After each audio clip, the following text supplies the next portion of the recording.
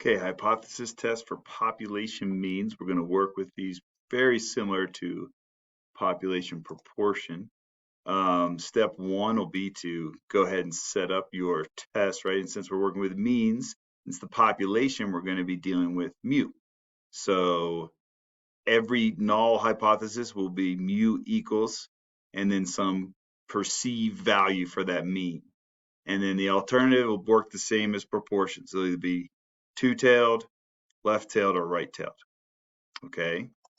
Here are your conditions. We're getting a little bit better with conditions. I'm just dialing them in a little bit more. Simple random sample. So we're going to add this if we really want the population. It has to come from a normal population like before, or it has to be large enough. That's the same as before. And we didn't talk a lot about this in class, but we don't want any outliers, big outliers, or extreme values in there. So again, this is going to be, we're not really analyzing if the data satisfies that condition, but we'll just keep it in mind. This is from the textbook. What I need you to tell me is that's either, or to decide if it's either normally distributed or it's big enough. And then finally, we'll have the independence condition for the sample means as well. All right, so let's do one. So like I said, for mean, since we're not diving too far into the t distribution, we're going to use StatCrunch. So let's try one. Test the claim. So I'm going to set this up the same way, right? So let's interpret. Test the claim that for a population of male college students, the mean height is 69, okay? So that is the null hypothesis, 69 inches. And that means the alternative will be that it's either not equal to 69, greater than 69, or less than 69. And it sounds like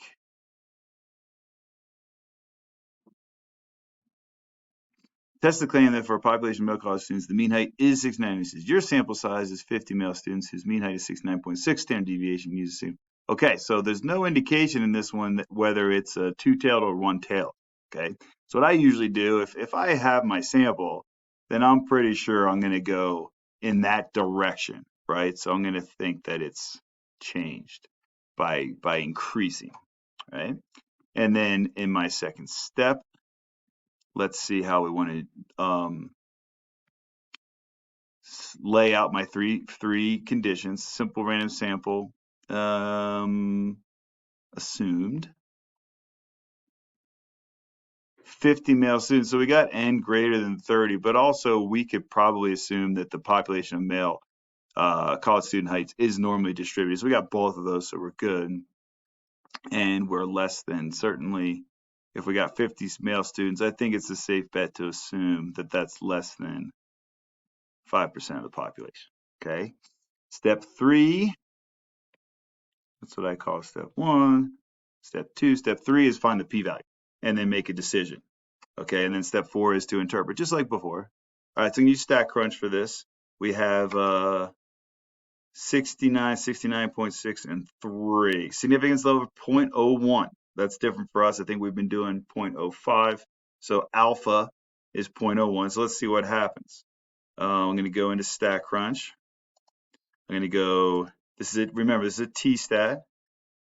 One sample and with a summary. The sample mean was 69.6. The sample standard deviation was 3 inches.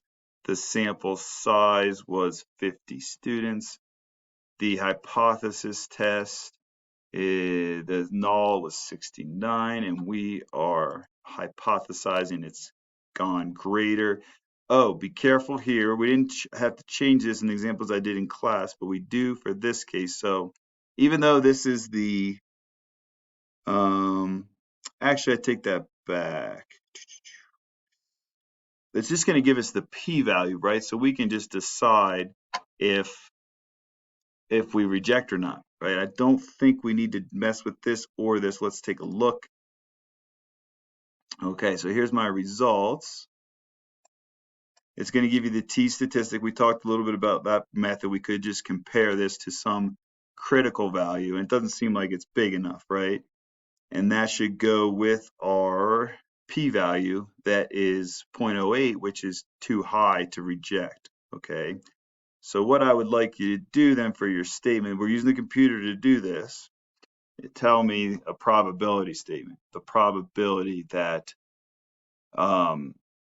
X bar is greater than 69.6, right? This is, again, the probability that we see what we saw, right? What's the chances of that, assuming that this is the real mean? Well, it wasn't too remote or too unusual. 0.08, I could probably do a little bit better. 0.0818. Okay, and that's it. Now, here's a good statement I'd like you to write. That is greater than, anytime it's greater than, we do not reject, right? And the alpha level here is only 0.01. So in any case, even if it was 0.05, we still would not reject, okay? So a couple ways to interpret, I think both are fine. We could say the sample data we found is consistent with the population mean. That's fine. Or we're kind of sticking to the insufficient or sufficient. So I will use that terminology as soon as I find my text box. Let's see. There is not sufficient evidence to conclude that the mean height of male college students is, and then alternative hypothesis, greater than, not 69.6, but 69 inches. Okay, and that's it. We're using StatCrunch for this hypothesis test. So, I mean, the rest of these examples work the same. That might be enough for you. This one would be, you did this with confidence intervals. You'd have to plug this data in, or if it's your homework, you're just going to go, instead of from summary, you would take this and you would say stat, t-stat, one sample, but it would be with the data. And everything else would work the same. It's going to crunch the numbers for you. So let's go ahead and do this one. Let's see. 0.38, sorry, I didn't type the values. I'm going to do it right now real quick. 0.38, 0.55, 1.54. 0.38.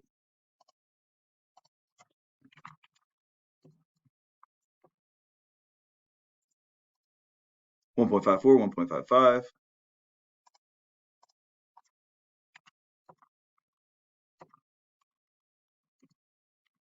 0.5, 0.6, 0.92,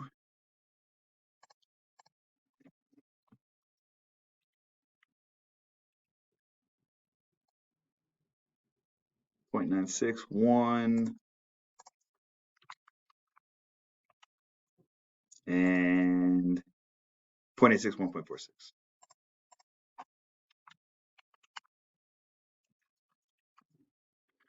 Okay, so let's see what else do we need from, they're right here. We could have just done with summary, okay, but that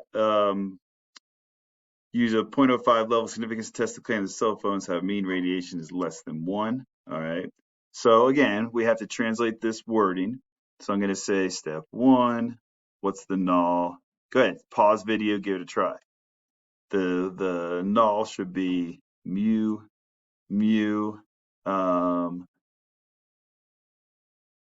test to claim that the mean radiation level is less than 1. So that sounds like the alternative. So the null has to always be is equal to. Step 2, now we don't have, we'll assume simple random sample. We don't have a large sample size, but it's coming from a normal population. Call that the parent population.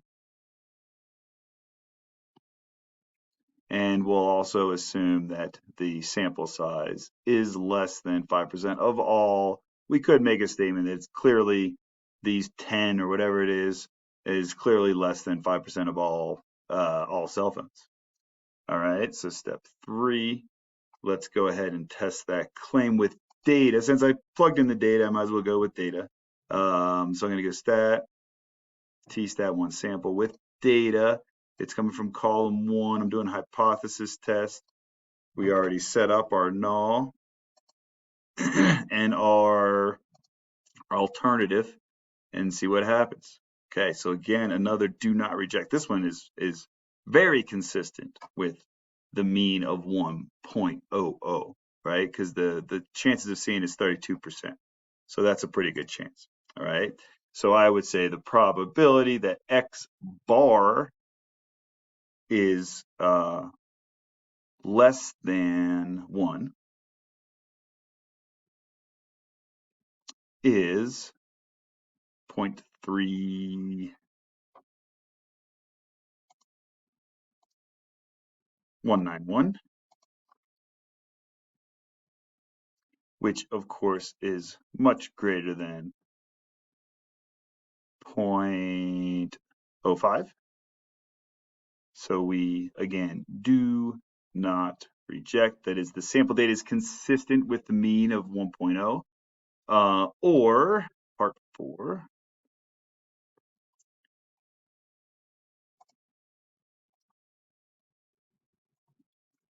I would start it the same way. There is not sufficient evidence to conclude that alternative hypothesis, right? The mean, the population mean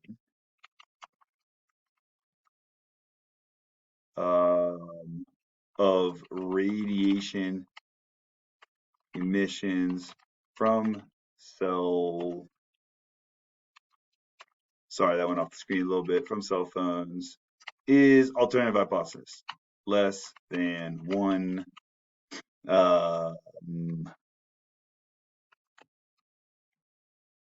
watts per kilogram. Okay, so we did get 2 results. Do not reject, which means there is not sufficient evidence. But remember, if this were a really small probability, then we would reject, and there would be sufficient evidence to conclude alternative hypothesis. Okay, so I hope that helps. You can do your homework now. Let me know if you have any questions.